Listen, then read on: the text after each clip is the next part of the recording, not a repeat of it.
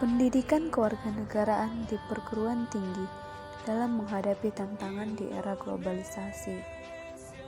Adapun yang menjadi kajian mini riset ini yaitu yang pertama, pengertian dari globalisasi, yang kedua, dampak globalisasi bagi moral, dan yang ketiga, bagaimana pendidikan kewarganegaraan di perguruan tinggi dalam menghadapi globalisasi. Pengertian globalisasi. Globalisasi menurut asal katanya, globalisasi diambil dari kata global yang artinya adalah universal. Jadi, globalisasi adalah suatu proses di mana antar individu, antar kelompok, dan antar negara saling berinteraksi, bergantung, terkait, dan mempengaruhi satu sama lain yang melintasi batas negara. Dalam banyak hal, globalisasi mempunyai banyak karakteristik yang sama dengan internasionalisasi, sehingga kedua istilah ini saling dipertukarkan. Adapun beberapa pengertian globalisasi, yaitu globalisasi adalah sebuah perubahan sosial berupa bertambahnya keterkaitan di antara elemen-elemen yang terjadi akibat perkembangan teknologi di bidang transportasi dan komunikasi yang memfasilitasi pertukaran budaya dan ekonomi internasional.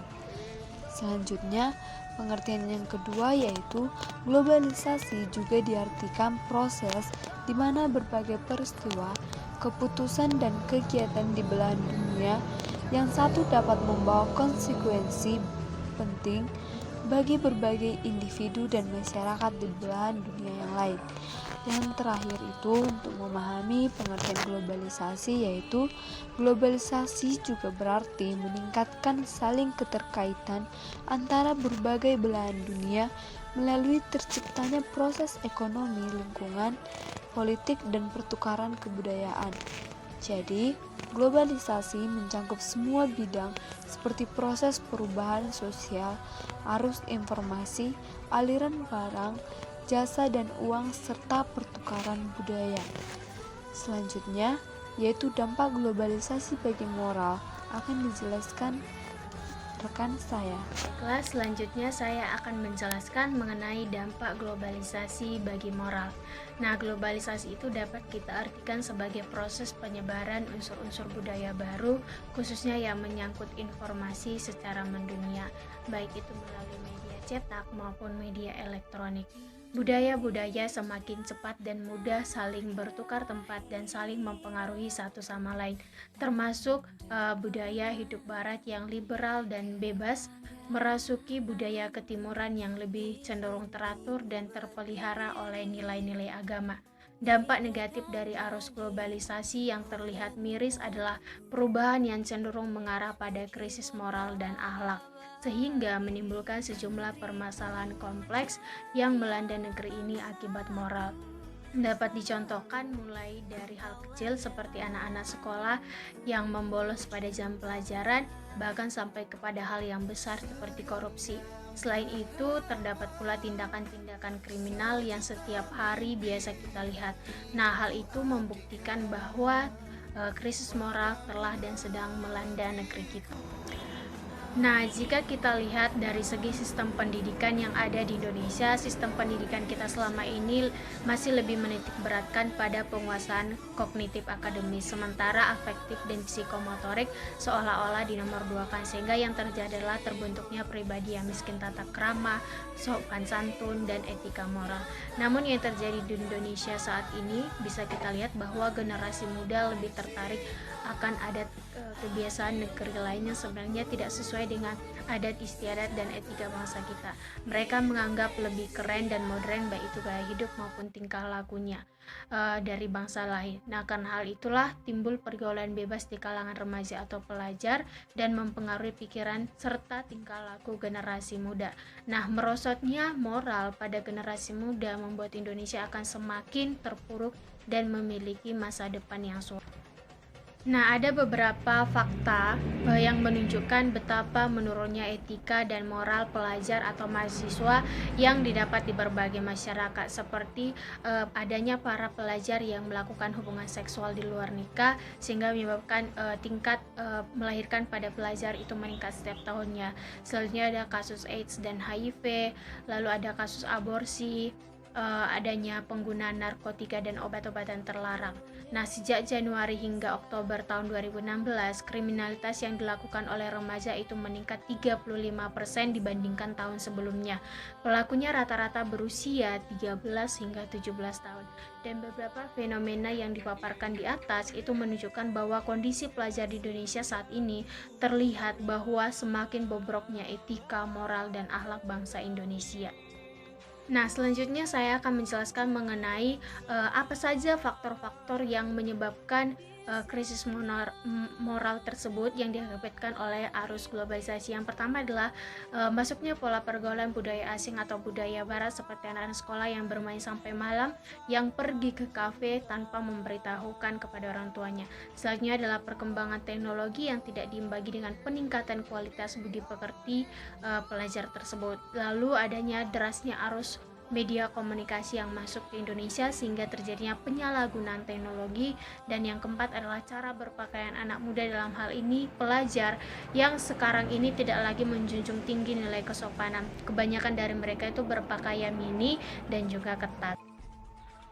Nah, dari faktor di atas dapat diketahui bahwa kebudayaan barat mudah sekali keluar masuk ke Indonesia secara bebas, sehingga menyebabkan kebudayaan yang ada di Indonesia itu semakin luntur, dan nilai-nilai Pancasila tidak lagi dijadikan sebagai pedoman hidup generasi muda Indonesia. Krisis moral terjadi juga karena nilai-nilai Pancasila sekarang ini makin luntur dan tidak lagi diimplementasikan dalam kehidupan bermasyarakat.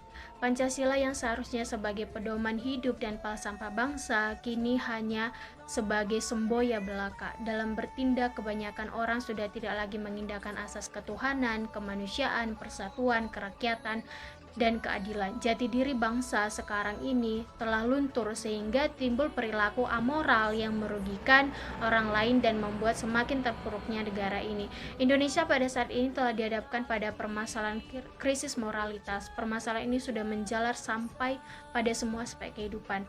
Beberapa krisis moral yang dapat kita lihat diantaranya adalah sistem pendidikan kita, ketidakpedulian dengan sesama, mulai hilangnya etika dan akhlak, kenakalan-kenakalan remaja, tayangan-tayangan di televisi yang kurang mendidik, perilaku para pejabat kita yang tidak amanah, dan masih banyak lagi krisis moralitas.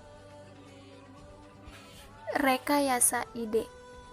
Solusi mengatasi krisis moral dengan pengimplementasian pendidikan berkarakter di era globalisasi. Bagaimana sih krisis moral itu? Seperti yang telah kita lihat terkait situasi negara kita saat ini yang semakin lama semakin merosot jiwa moralnya, seharusnya kita lebih sadar, memiliki kesadaran tersendiri, dan sebaiknya kita dapat mengambil kebijakan ataupun tindakan tertentu untuk menyelesaikan berbagai masalah tersebut. Krisis moral yang terjadi pada saat ini dapat dilihat dari tingkat kesopanan dan tingkat rasa saling menghargai terhadap sesama. Itu sudah semakin luntur, dan sesuai perkembangan zaman saat ini, masyarakat, apalagi para kaum muda, lebih cenderung bersifat individualis tanpa memikirkan orang-orang di sekitarnya. Dengan semakin maraknya krisis moral di Indonesia saat ini, sangatlah baik jika ada tindakan untuk pengimplementasian pendidikan berkarakter untuk mengatasi krisis moral dalam kajian pendidikan kewarganegaraan.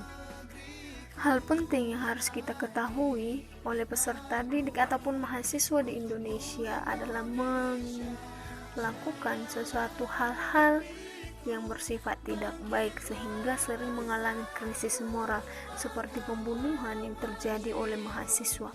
Hal ini memang merupakan dapat dianggap sebagai hal yang sepele oleh orang-orang tertentu, tetapi hal ini dapat berdampak pada lingkungan. Mungkin berlebihan jika dikatakan, tetapi bisa jadi perbuatan tersebut merupakan keluaran dari sikap tidak peduli dengan lingkungan, tidak peduli dengan orang lain, hilangnya sopan santun, jauh dari agama dan segala sifat tidak baik lainnya yang sudah sangat akut dan melekat dalam diri pelajar. Fakta lain bisa disebut seperti tawuran, penyalahgunaan narkoba, seks bebas, dan lain sebagainya. Sehingga pendidikan berkarakter perlu diimplementasikan secara lebih maksimal supaya dapat membendung berbagai krisis moral yang terjadi tersebut, terutama yang terjadi di sekolah. Integrasi pendidikan berkarakter tidak boleh gagal. Guru harus mampu dalam mengintegrasikan pendidikan berkarakter ke dalam pembelajaran. Ada beberapa upaya yang dapat dilakukan untuk mengatasi krisis moral di kalangan anak muda ataupun mahasiswa, yaitu upaya preventif. Salah satunya yang pertama, melakukan sosialisasi oleh pihak tertentu baik orang tua ataupun pemerintah setempat dalam bentuk anjuran dan nasihat dilihat maraknya krisis moral yang terjadi saat ini. Yang kedua, meningkatkan kesadaran masyarakat khususnya para kaum remaja dan generasi muda untuk lebih dapat memilih pergaulan yang baik dan positif, dan juga bagi masyarakat yang masih menggunakan alat teknologi untuk mengakses hal-hal yang tidak sewajarnya. Yang ketiga adalah membina hubungan baik antara para anak muda dengan keluarga dan juga masyarakat sekitarnya. Selain itu juga ada beberapa solusi yang dapat dilakukan untuk mengurangi krisis moral di kalangan anak muda. Yang pertama, menanamkan pendidikan karakter sejak usia dini. Anak adalah generasi penerus bangsa, sehingga anak perlu dididik dengan baik sesuai pendidikan yang ditempuh. Karena berdasarkan pertumbuhan usia, anak akan mempengaruhi sifat dan tindakannya. Yang kedua, memilih teman bergaul di lingkungan yang tepat. Pergaulan sangat mempengaruhi karakter diri dalam diri seseorang, apalagi pada tahap remaja. Mereka sangat mudah dipengaruhi oleh orang lain. Yang ketiga, memanfaatkan perkembangan iptek dengan baik. Mampu memanfaatkan perkembangan iptek dengan baik dengan teknologi yang telah tersedia. Yang keempat adalah meningkatkan iman dan takwa kepada Tuhan Yang Maha Esa. Dengan adanya iman dan takwa kepada Tuhan Yang Maha Esa merupakan hal yang sangat penting sebagai solusi, karena sesuatu apapun yang dilandasi dengan iman dan takwa tidak akan mengarah ke hal-hal yang negatif.